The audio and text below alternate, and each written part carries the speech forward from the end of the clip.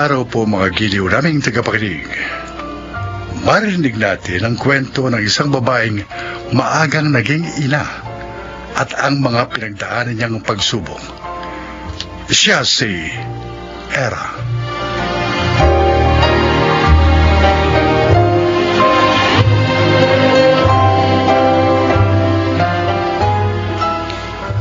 Sa edad na 16, isa na akong ganap na ina. Hindi ko pa natatapos ang high school. Kinailangan ko nang simulan ang panibagong kabanata ng aking buhay. Hindi ako handa, lalo na sa mga panghuhusga at pananamantala ng mga tao sa aking paligid. Sa edad na 16, nabuksan ang aking mga mata kung gaano kahirap mabuhay sa mundo.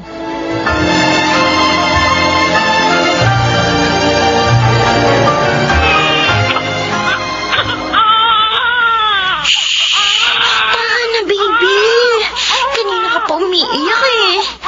Bakit ka ba iyak ng iyak? Pinapadede naman kita. Oh, busog ka na nga, oh. Tahan na, please. Naku, paano na ba ito tatahan? Baby, sige na, tahan na. Ano bang gusto mong gawin ni Mama, ha? Huwag ka na kasi umiyak. Tingnan mo, namumula ka na. Baby! Pa, si baby hindi tumitigil sa pag-iyak eh. Ano po bang gagawin ko dito? Dali, Amber. Tingin nga. Akin na akong kakarga. Hirap-hirap naman yung patahanin eh. Halika, Amber. Bakit ba umiiyak ang baby namin, ha? Puno ba ang diaper nito? Kapapalit ko lang po niyan. Tingnan nga. Nako, kaya naman pala eh.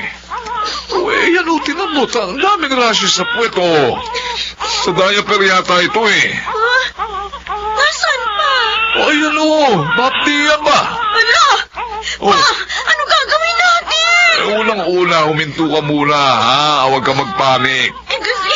Kasi naman hindi ko na alam ang gagawin ko pa. Kaya, sinasabi ko sa'yo kung anong gagawin mo, ha? Tumigil ka muna dyan sa kaiyak. Tapos magbihis ka dahil dadali natin sa clinic si baby. Oo po, sige po. Ay, dito lang sana ang lola mo, baby. Oo. Sana may katulong kami sa pag-aalaga sa'yo.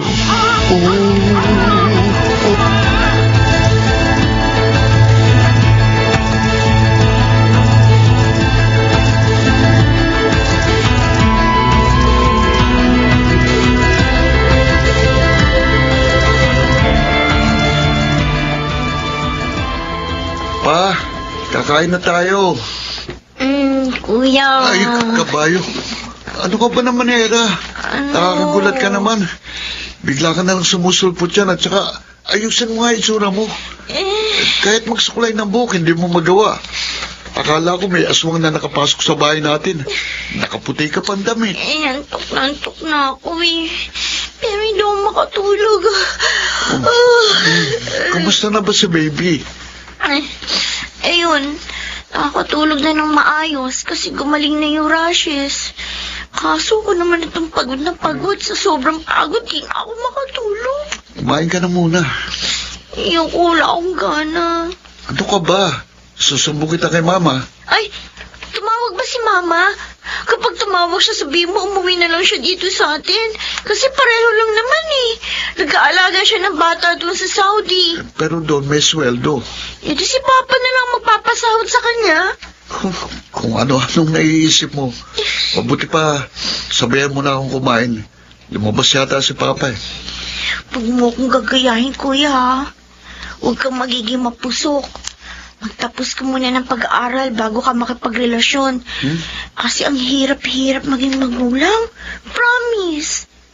Pero, sakaling may mabuntis ka, wag mong gagayahin ng tatay ng anak ko. Panindigan mo ang iyong mag-ina, ha? Era, sinapian ka ba ni Mama? Hindi ako makapaniwalang sa'yo ko yun narinig. Hindi nga. Seryoso ako, kuya. Kaya makinig ka sa akin.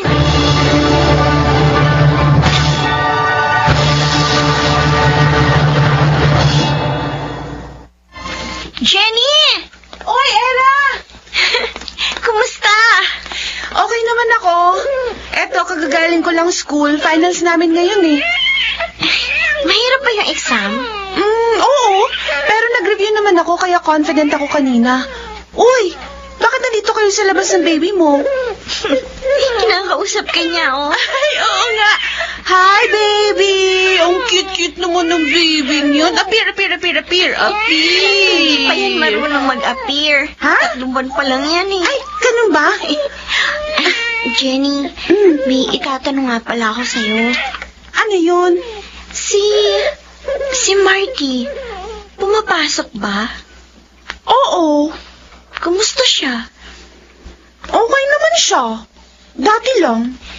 May bago na bang girlfriend? Wala naman ako nakikitang kasama niyo. Ah, okay. Bakit? Maasa ka pa magkakabalikan kayo? Eh di ba ayos sa'yo ng mama niya? Pwede mo bang mahingi ang number niya? Nagpalit yata siya ng number eh. Pwede ba, Jenny?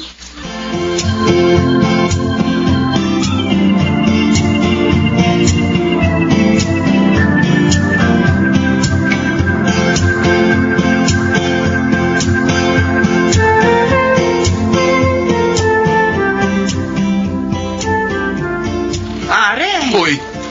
kumusta? Eto, okay lang. Hoy, ikaw palang yayo nitong apo mo, ano? Oo.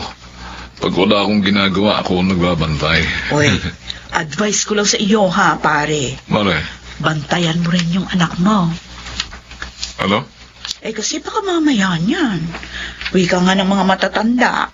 Hindi pa nga lumilinaw ang ihe, tumitihaya na naman. Baka sa susunod na taon, may pangalawa ka ng apo. Mare, nakakalimutan mo yata ang anak ko tinutukoy mo. Huwag kang basta-basta nagsasalita ng ganyan. Pare, sandali. Patapusin mo kasi ako. Anong tatapusin mo? Galing kasi ako doon sa may labasan. Oh. Eh nakita ko yung bunso mo. Kausap yung tatay niyan.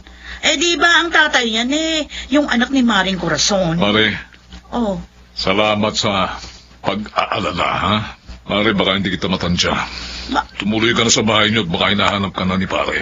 sinabi ko lang naman sa iyo yun, pare. Ba? Para alam mo. Masama ba ang loob mo? Hindi. Mukhang iba rin talaga yung bunso mo yun palibas ay bata pa, kaya mapusok. Mare, Ayun ang mga anak ko. Abay, sinabihan ko sila. Huwag na huwag silang gagaya kay Era. Aba. Ay talagang palalayasin ko mga yon.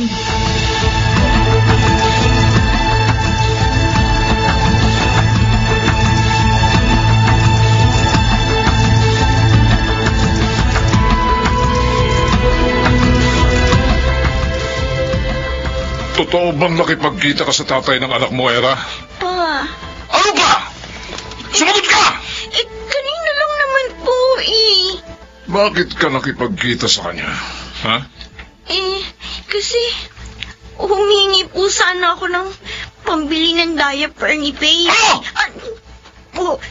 Bakit ka hihingi sa kanya? Ha? Kaysa naman ginagastos lang niya sa internet shop yung baon niya. O edi, ipambili na lang ni Baby ng diaper. Era naman. Hindi naman nagkukulang ang mama mo sa pagpapadala sa'yo, di ba? Bakit kailangan mo pang mamalimos sa estudyanteng yun? Unfair naman kasi pa. Kung ako lang ang nahihirapang mag-alaga kay Baby, dapat problema rin siya. Hindi naman ako nakipagkita sa kanya para makipagbalikan Kung yan ang iniisip niyo. Hoy, sandali, hindi pa ako tapos. Magpapadede pa po ako kay Baby. Oh, Diyos ko, tulungan niyo po ako.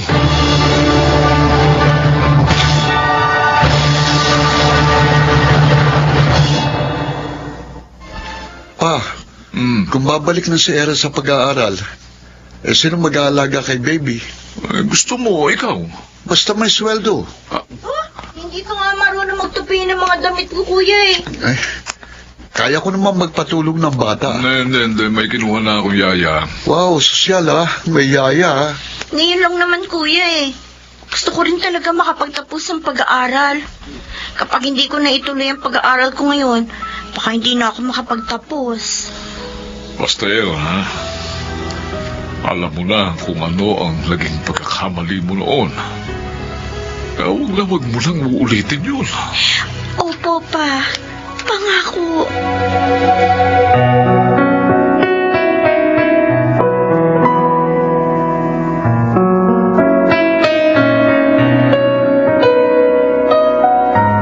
Ikaw bang transferee? Opo, sir. Ako, advisor mo. Ah, Balita ko may anak ka na. opo. Bakit gusto mo mag-aral uli? Para po mabigyan ko ng maayos na kinabukasan ng anak ko. Oh, Ay, bakit po kaya tumatawa, sir? kung sumagot ka, akala mo kandidata ka sa Miss Universe. Totoo naman po yung sinabi ko, sir. Okay.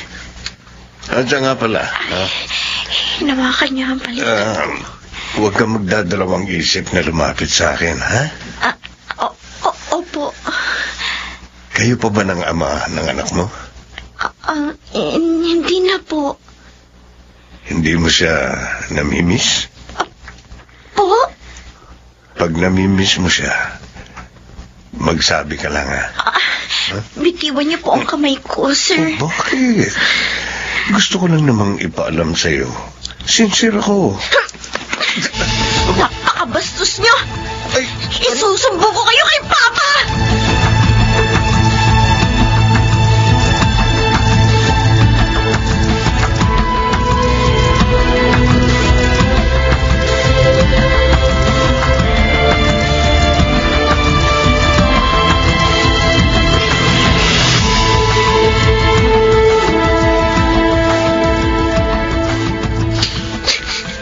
Tana, kinausap na ni Papa yung management ng school nyo. Tatanggal yung teacher na yun. Kuya, dahil ba maaga ako nabuntis? Akala ba ng mga tao, puro ko lang dialangan nasa isip ko? Akala ba nila, gusto ko yung nangyari sa akin? Pinagsisisihan ko nga yung nangyari sa akin eh. Pinagsisisihan ko na naging mapusok ako. Alam ko mali yung nagawa ko noon. Kaya nga gusto ko sana magsimula ulit. Para kahit malo sa anak ko. Kasi wala naman ako magawa eh. May anak na ako. Hindi ko na maibabalik yung panahon. Pero bakit parang ang tingin sa akin ng mga tao? Isip bata na pwede lang utuin ang ganun-ganun na lang. Tumahan ka na sabi. Hayaan mo na ibang tao. Hindi naman mahalagang iniisip at sinasabi nila tungkol sa'yo. Ang mahalaga yung sinasabi namin. Naniniwala kami ni na Papa at Mama na may magandang bukas na naghihintay sa'yo. Kaya huwag mo nang pakinggan yung sinasabi ng ibang tao. Naintindihan mo ba ako? Ha? Ang hirap-hirap pala ng ganito. Oo, Kuya. mahirap. Mahirap talaga. Pero malalagpasan mo rin ito. Narito kami para sa'yo, Era. Ikaw, naniniwala ka ba na malalagpasan mo ito? Naniniwala ka ba na may magandang kinabukasan na naghihintay sa'yo? Ha? Oo, Kuya. Ganun naman pala eh. Kaya huwag ka nang umiyak. Ipakita mo sa kanila na kaya mong bumangon at magpatuloy muli.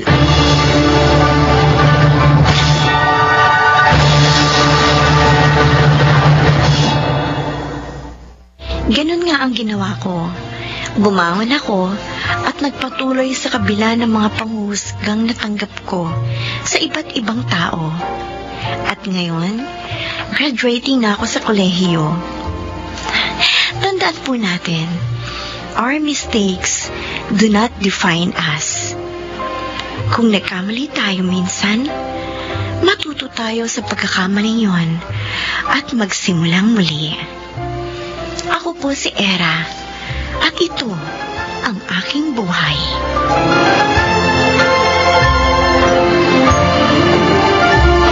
Kung nadapa ka minsan, bumangon ka ng ilang ulit at wag na wag kang matatakot na magsimulang muli. Mga nagsiganap, Jenaline de la Cruz, June Legaspi, Rosana Villegas, Phil Cruz, Junel Benjamin, at Chiquit del Carmen Amor sa papel na Era. Naglapat ng angkop na tunog Jerry Mutia, sa musika Buboy Salonga, supervisyong teknikal Eric Lucero at Bong Muyar, creative consultant Phil Cruz, production assistant Anching Cruz. Ito'y mula sa panulat ni Rita Labanon, sa direksyon June Martin Legaspi at Maynard Landicho Jr. Ito ang aking buhay.